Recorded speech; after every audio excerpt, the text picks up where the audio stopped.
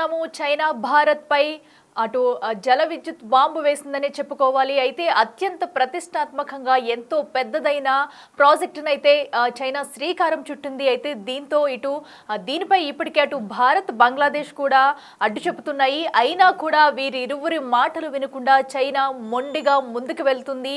అయితే ఎట్టుకెలకైతే ఈ ప్రాజెక్టుకు సంబంధించి నిన్ననే శ్రీకారం చుట్టింది. దీనికి సంబంధించి ఒక టీంని కూడా ఏర్పాటు చేసింది. అయితే ప్రపంచంలోనే అత్యంత భారీ జల విద్యుత్ ప్రాజెక్టు నిర్మాణాన్ని అయితే చైనా ప్రారంభించింది. సో దీంతో అయితే ఇటు భారత్ కి అటు బంగ్లాదేశ్ అయితే వ్యతిరేకం చెప్తున్నా కూడా అటు చైనా వినకుండా మొండిగా ముందుకెళ్తుంది. సో దీంతో ఇప్పటికే చాలా నష్టం వాటిల్లే అవకాశం ఉంది. కొన్ని రాష్ట్రాలు కూడా ఈ డ్యామ్ వల్ల మునిగిపోయే అవకాశం ఉంది అని చెప్తున్నా కూడా చైనా అయితే మొండి వైఖరి ప్రదర్శిస్తుంది. సో ప్రపంచంలోనే అతిపెద్ద భారీ ప్రాజెక్టు అయితే ఇదే అని చెప్పుకోవాలి. సో సుమారుగా ఏకంగా 14 లక్షల కోట్లయితే దీనికి వెచ్చించింది చైనా. సో ఏకంగా 14 లక్షల కోట్లు వెచ్చించి మరి ఈ ప్రాజెక్టుకి శ్రీకారం చుట్టిందని చెప్పాలి. అయితే దీనిలో పూర్తిగా ఒక 2 రాష్ట్రాలు అయితే మునిగిపోయే పరిస్థితి కనిపిస్తుంది. ఒకవేళ ఈ ప్రాజెక్టు పూర్తయిన తర్వాత ఒక్కసారిగా నీటిని విడుదల చేస్తే కనుక అస్సాం, అరుణాచల్ ప్రదేశ్ రాష్ట్రాలకైతే ముంపు వాటిల్లి ఉంది. సో ఇవన్నీ పరిణామాలు దృష్టిలో పెట్టుకుని ఇటు ఒక పక్కన దీన్ని ఇటు భారత్ ఖండిస్తుంది, మరోవైపు బంగ్లాదేశ్ కూడా ఖండిస్తుంది. అయినా కూడా చైనా మొండి వైఖరితో ముందుకే వెళ్తుంది. సో అయితే ఇప్పుడు ఈ ప్రాజెక్టు నిర్మాణం అయితే బ్రహ్మపుత్ర నదిపై నిర్మించింది ఈ ప్రాజెక్టు. సో బ్రహ్మపుత్ర నదిపై ఏదైతే ఉందో ఈ ప్రాజెక్టు వ్యయం కూడా సుమారుగా 14 లక్షల కోట్ల వరకు ఉండనుంది. సో అతి పెద్ద ప్రాజెక్ట్ అని చెప్పుకోవాలి ఇది మనం. సో అయితే దీనిపై ఇప్పటికే కొన్ని దేశాలు కూడా ఆందోళన వ్యక్తం చేస్తూ అడ్డు చెప్తున్నా కూడా చైనా అయితే వినిపించుకోలేని పరిస్థితి ఉంది. అయితే అస్సాం, అరుణాచల్ ప్రదేశ్ రాష్ట్రాలకైతే ఈ డ్యామ్ నుంచి ఖచ్చితంగా ముప్పు ఉందని చెప్పుకోవాలి. సో ఎందుకంటే ఇంత పెద్ద ప్రాజెక్టు వల్ల అటు బ్రహ్మపుత్ర నది నుంచి కనుక ఈ ప్రాజెక్టు నిర్మించి ఒక్కటేసారి నీళ్లు వదిలితే ఈ 2 రాష్ట్రాలకు అస్సాం, అరుణాచల్ ప్రదేశ్ రాష్ట్రాలకైతే ఖచ్చితంగా ముప్పు వాటిల్లే పరిస్థితి ఉంది, మునిగిపోయే పరిస్థితి ఉంది. సో ఎందుకంటే ఒక్కసారిగా నీటిని కనుక విడుదల చేస్తే ఈ 2 రాష్ట్రాలకైతే ముంపు ఉంది, ఖచ్చితంగా మునిగిపోయే పరిస్థితి ఉందంటూ హెచ్చరిస్తూ అడ్డుకునే ప్రయత్నం చేసినా కూడా చైనా అయితే ఆ మాటలను అయితే పట్టించుకోకుండా ముందుకు వెళ్తుంది. అయితే ఒకవేళ ఈ ప్రాజెక్టుపై ఇప్పటికే భారత విదేశాంగ శాఖ స్పందించింది. నిరంతరం పర్యవేక్షణ కొనసాగిస్తామని వెల్లడించి దేశ ప్రయోజనాలను కాపాడుకునేలా చర్యలు తీసుకుంటామంటూ కూడా చెప్తుంది. బట్ డ్యామ్ పూర్తయ్యి ఒకవేళ అనుకున్నట్లుగా కూడా అంత పెద్ద మొత్తంలో వాటర్ వస్తే కనుక ఖచ్చితంగా నష్టం వాటిల్లే పరిస్థితి ఉంది. మరి దీనిపై పునరాలోచిస్తారా, మరి ఎలాంటి చర్యలు తీసుకుంటారు అనేది కూడా ప్రస్తుతం అయితే సందిగ్ధంలో ఉందనే చెప్పుకోవాలి. ఏదైతే చైనా ఆసియన్ గ్రూప్ పేరుతో కూడా కొత్తగా ఓ సంస్థ అయితే ఏర్పాటు చేసి ఈ ప్రాజెక్టు బాధ్యతలన్నీ కూడా దానికి అప్పచెప్పినట్లయితే తెలుస్తుంది. సో ఈ ప్రాజెక్టు స్టార్ట్ అయినప్పటి నుంచి మొత్తం కంప్లీట్ అయ్యే వరకు కూడా దీనికి సంబంధించి ఒక సంస్థను అయితే ఏర్పాటు చేసింది, అదే చైనా ఆసియన్ గ్రూప్. సో ఈ ప్రాజెక్ట్ కంప్లీట్ అయ్యే వరకు కూడా ఈ గ్రూప్ సభ్యులు దాన్ని మొత్తం చూస్తారు. కంప్లీట్ అయ్యి రిలీజ్ అయ్యే వరకు కూడా ఈ సంస్థే ఈ ప్రాజెక్టు మొత్తాన్ని కూడా చూసుకుంటుంది.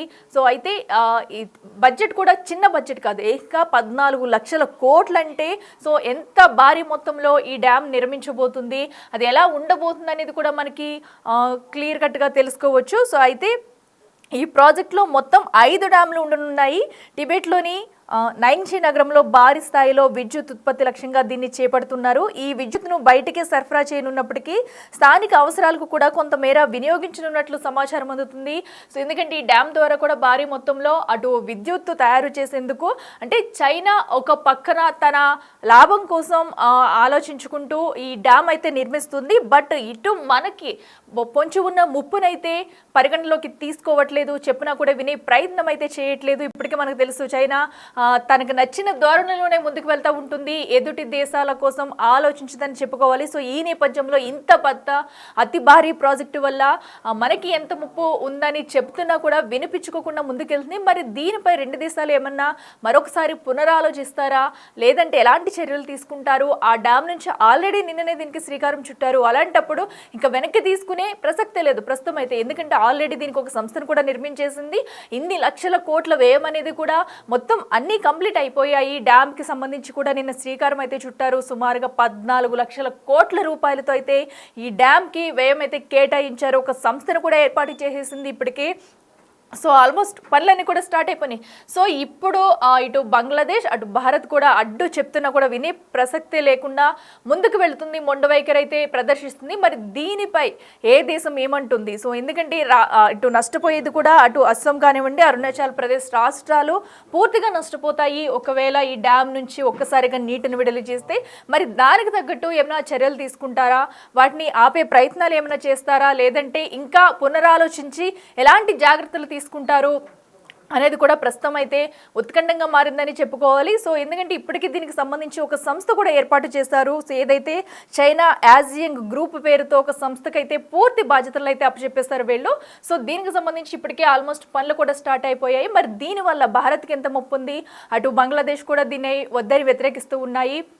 సో దీంతో కూడా మరి ఎలాంటి చర్యలు తీసుకుంటారనేది కూడా ఉత్కంఠంగా మారింది. ఇదే అంశానికి సంబంధించి మరింత సమాచారం అందించేందుకు మా ప్రతినిధి శివ ఉన్నారు. శివ, చెప్పండి, చైనా మొండి వైఖరితో కూడా ఈ డ్యామ్ నిర్మించేందుకు ముందుకు వెళ్తుంది. సో ఇప్పుడు ఇటు భారత్ కానివ్వండి, బంగ్లాదేశ్ కానివ్వండి ఎలాంటి నిర్ణయాలు తీసుకునే అవకాశం ఉందనుకోవచ్చు? అలాగే చైనా మధ్య వాటర్ వార్ అనేది కొనసాగుతుంది. ఇక ప్రపంచంలోనే అతిపెద్ద ప్రాజెక్టుకు చైనా శ్రీకారం చుట్టింది. భారీ జల విద్యుత్ ప్రాజెక్టు నిర్మాణాలను చేపట్టేందుకు చైనా ప్రయత్నాలు చేస్తుంది. బ్రహ్మపుత్ర నదిపై నిర్మించి ఈ ప్రాజెక్టు వ్యయం అనేది దాదాపు 14 లక్షల కోట్ల వ్యయంతో ఈ ప్రాజెక్టు నిర్మించేందుకు ఒక ప్రణాళికను కూడా చైనా సిద్ధం చేసింది. ఈ ప్రాజెక్టు నిర్మాణంపై భారత్, బంగ్లాదేశ్ విదేశాల వాదనలు చైనా వినిపించుకోవడం లేదు. వినిపించుకోకుండా ఈ ప్రాజెక్టును ప్రణాళికను సిద్ధం చేసుకుని నిర్మించేందుకు ప్రయత్నాలు చేస్తున్నారు. ఇక చైనా మొండి వైఖరితో వివాదం తలెత్తుంది. అయితే ఈ భారీ డ్యామ్ తో భౌగోళిక పర్యావరణంపై కూడా తీవ్ర ప్రభావం పడే అవకాశం ఉన్నట్లుగా తెలుస్తుంది. ఇక అస్సాం, అరుణాచల్ ప్రదేశ్ రాష్ట్రాలకు ముప్పు వాటిల్లే ఛాన్సెస్ ఎక్కువగా ఉన్నాయి.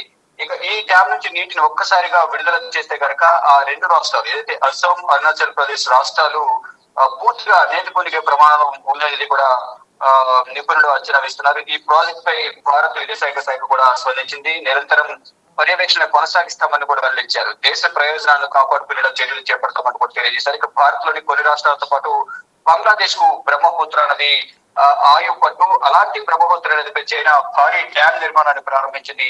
ప్రపంచంలోనే అత్యంత భారీ జల విద్యుత్ ప్రాజెక్టు నిర్మాణాన్ని చైనా చేపడుతున్న నేపథ్యంలో ఇది టిబెట్ లో బ్రహ్మపుత్ర నదిపై చేపడుతున్న ఈ ప్రాజెక్టుతో అంటే ప్రధానంగా ఈ ప్రాజెక్టు దాదాపు 14 లక్షల కోట్లతో భారీగా ఈ నిర్మాణాన్ని చేపడుతుంది. ఇక ఈ డ్యామ్ నిర్మాణానికి చైనా ప్రధాని లీ కియాంగ్ తాజాగా ప్రారంభోత్సవం కూడా చేశారు. ఈ ప్రాజెక్ట్ పై భారత్, బంగ్లాదేశ్ అయితే తీవ్ర ఆందోళన వ్యక్తం చేస్తున్నప్పటికీ చైనా మొండి వైఖరితో ముందుకు వెళ్తోంది. ద్వారా ఇటు భారత్, బంగ్లాదేశ్ తో పాటు ఇటు మొత్తం భారత్ లోని రెండు రాష్ట్రాలు ఎక్కువగా దీని వల్ల ప్రభావం పడే అవకాశం అయితే కనిపిస్తుంది. అయినప్పటికీ చైనా మాత్రం తాను చేయాల్సిన పనిని చేసుకుంటూ పోతుంది. ప్రధాని దీనికి సంబంధించి ప్రారంభోత్సవం కూడా చేశారు. బ్రహ్మపుత్ర నదిలో భారత్ లోని అరుణాచల్ ప్రదేశ్, అస్సాం కూడా బంగ్లాదేశ్ లోకి ప్రవేశిస్తుంది. ఈ ప్రాజెక్ట్ నిర్మాణంతో దిగువ ప్రాంతాలైన భారత్, బంగ్లాదేశ్ లో తీవ్ర ప్రభావం పడుతుందని ఆందోళన నెలకొంది. ఇక ఈ డ్యామ్ చైనాకు నీటి ప్రవాహంపై నియంత్రణ ఇస్తుందని పేర్కొంది. ఒకవేళ ఇరు దేశాల మధ్య ఉద్రిక్తతలు ఏర్పడితే మాత్రం చైనా ఈ డ్యామ్ ను భారీగా నీటి విడుదల చేసే అవకాశం ఉందని కూడా ప్రచారం జరుగుతుంది. అలా చేస్తే అరుణాచల్, అస్సాం ముంపుకు గురయ్యే ప్రమాదం ఉందని కూడా నిపుణులు అంచనా వేస్తున్నారు. ఇక బ్రహ్మపుత్ర నదిలో బంగ్లాదేశ్ లో 65% నీటి అవసరాలు తీరుతాయి. చైనా డ్యామ్ నిర్మాణంతో వ్యవసాయం, మత్స్య సంపద, నదీ ప్రవాహ ప్రాంతంలో లక్షలాది మంది జీవనోపాధిపై తీవ్రమైన ప్రభావం పడుతుందని కూడా బంగ్లాదేశ్ తీవ్ర ఆందోళన వ్యక్తం చేస్తుంది. భారత్, చైనా మధ్య డ్యామ్ ఫర్ డ్యామ్ పోటీ వస్తే కనుక తమకు తీవ్ర నష్టం జరిగే అవకాశం ఉంది అనేది కూడా ఆవేదన వ్యక్తం చెందుతోంది. ఇక బ్రహ్మపుత్ర నదిపై చర్చలు ద్వైపాక్షికంగా కాకుండా దేశం వ్యాప్తంగా జరగాలని కూడా బంగ్లాదేశ్ డిమాండ్ చేస్తుంది. మొత్తంగా చూసుకుంటే ఈ చైనా డ్యామ్ నిర్మాణం చేపట్టడం ద్వారా ఇరు దేశాలకు తీవ్ర నష్టం జరుగుతోంది. అందులోనూ బంగ్లాదేశ్ దీని ద్వారా ఎక్కువ ప్రభావితం అయ్యే అవకాశం ఉందని కూడా తెలుస్తా ఉంది. అయితే శివ, చైనా అయితే దీన్ని సమర్థించుకునే ప్రయత్నం చేస్తుంది, ఎలాంటి నష్టం వాటిల్లదు ఇటు భారత్ కానీ అస్సాం రాష్ట్రాలకు కూడా అని చెప్పేసి సమర్థించుకుంటుంది. అయితే కేవలం తన స్వార్థం కోసమే మొండిగా ముందుకెళ్తుంది అనుకోవచ్చా? డెఫినెట్ గా తన స్వార్థ ప్రయోజనాల కోసమే చైనా ఈ ప్రాజెక్టును డ్యామ్ నిర్మాణం చేపడుతుంది.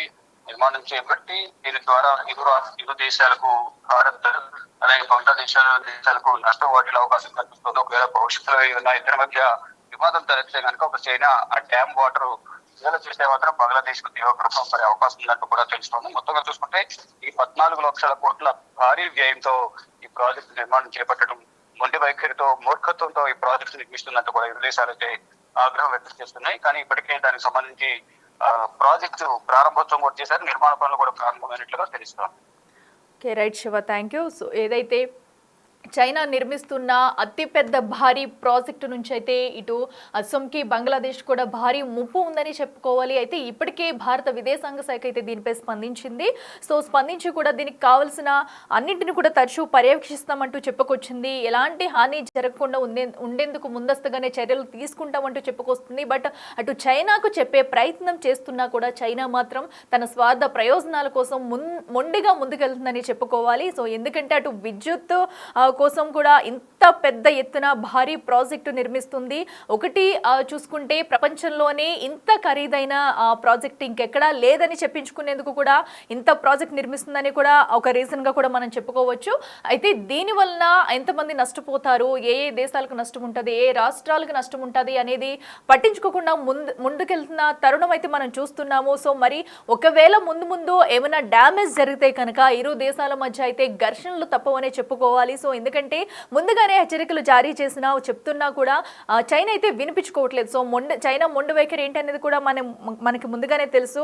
సో అయితే ఇంత పెద్ద వ్యయంలో ఒక డ్యామ్ ని నిర్మించడం అనేది కూడా అది చిన్న విషయం కాదనే చెప్పుకోవాలి మనం. సో ఇప్పటికీ దీనికి సంబంధించి ఒక సంస్థను కూడా ప్రతిపాదించింది, ఆల్రెడీ పనులు కూడా మొదలయ్యాయి. సో నిన్ననే శ్రీకారం కూడా చుట్టారు. అయితే ఈ నేపథ్యంలో ఇప్పటికే భారత విదేశాంగ స్పందించి కూడా దీనిపై హెచ్చరికలు జారీ చేసినా సో ఎలాంటి నిర్ణయాలు తీసుకోవట్లేదు చైనా. అయితే మీకు ఎలాంటి నష్టం వాటిల్లదు అంటూ ఒక సమర్థించుకునే ప్రయత్నం చేస్తూ వచ్చింది. సో అదే రీతిలో ముందుకు వెళుతున్న తరుణం మనం చూస్తున్నాము. మరి చూడాలి డ్యామ్ మొత్తం పూర్తయ్యేసరికి సిచ్యువేషన్ ఎలా ఉంటుంది. సో ఇరు దేశాల మధ్య ఏమన్నా ఘర్షణలు చోటు చేసుకుంటాయా, లేదంటే అటు చైనా చెప్పుకొస్తున్నట్టుగా కూడా ఇటు ఈ రాష్ట్రాలకైతే ఎలాంటి ముప్పు కలగకుండా మరి జాగ్రత్తలు తీసుకుంటుందా, మరి ఇంకా ఏమైనా సంస్థకు నిర్మాణాలు చేపడుతుందా అనేది కూడా చూడాలి.